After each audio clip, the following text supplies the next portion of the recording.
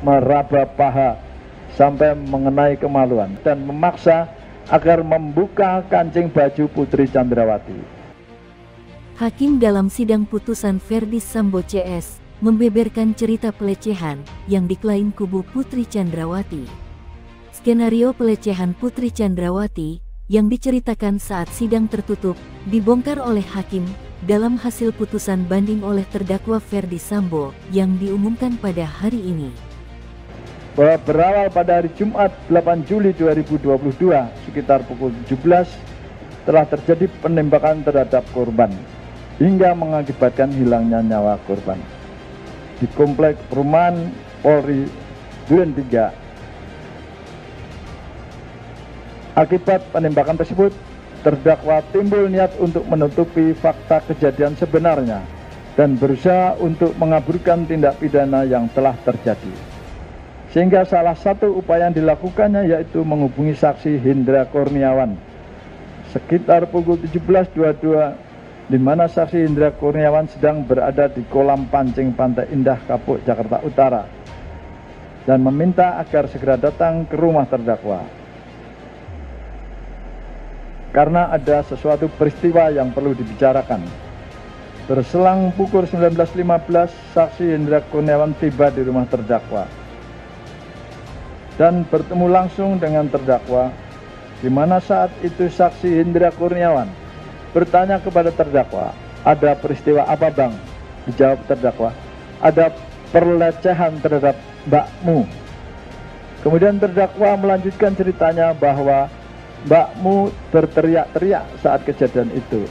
Lalu korban Nofriansyah Yosua Huta Barat panik dan keluar dari kamar Putri Chandrawati tempat kejadian karena ketahuan oleh Richard Eliezer Budiang Lumiu sambil bertanya, "Ada apa, Bang?" Ternyata korban yang berada di lantai bawah depan kamar Putri Chandrawati tersebut bereaksi secara spontan dan menembak Richard Eliezer Budiang Lumiu yang berdiri di tangga lantai 2 rumah terdakwa. Melihat situasi tersebut, Richard Eliezer Budiang Lumiu membalas tembakan korban sehingga terjadilah saling tembak-menembak di antara mereka berdua yang mengakibatkan korban jiwa Nofriansyah Yosua Huta Barat meninggal dunia di tempat kejadian. Inilah cerita yang direkayasa terdakwa lalu disampaikan kepada saksi Hendra Kurniawan. Setelah saksi Hendra Kurniawan mendengar cerita tersebut, menindaklanjutinya dengan menjumpai Beni Ali, Karo Provos Divpropam Polri, yang telah datang lebih dahulu sebelum maghrib di tempat kejadian. Bersama-sama dengan Susanto, Kabak Gakum Ro Provos Divpropam Polri. Selanjutnya saksi Hendra Kurniawan bertanya kepada Beni Ali, "Pelecehannya seperti apa?" Kata Beni menjelaskan kepada saksi Hendra bahwa Beni Ali sudah bertemu dengan ibu. Menceritakan kepada Beni Ali benar telah terjadi pelecehan terhadap diri Putri di saat sedang beristirahat di dalam kamar, di mana waktu kejadian Putri Chandrawati juga menggunakan baju tidur celana pendek, kata Beni Ali kepada Hendra Kurniawan. Lalu Beni Ali melanjutkan ceritanya dan mengatakan permasalahannya korban Nofriansyah Yosua Huta Barat telah memasuki kamar Putri Chandrawati dan sedang meraba paha sampai mengenai kemaluan Putri Chandrawati. Akan tetapi Putri Chandrawati terbangun dan kaget sambil berteriak. Dikarenakan teriakan Putri Chandrawati tersebut, korban Nofriansyah Yosua Huta Barat menodongkan senjata apinya ke Putri Chandrawati sambil mencekik leher dan memaksa agar membuka kancing baju Putri Chandrawati. Lalu Putri Chandrawati berteriak histeris sehingga korban Nofriansyah Yosua Huta Barat panik dan keluar dari kamar. Dan saat itu juga bertemu dengan Richard Eliezer Budiang Lumiu sehingga terjadi tembak-menembak.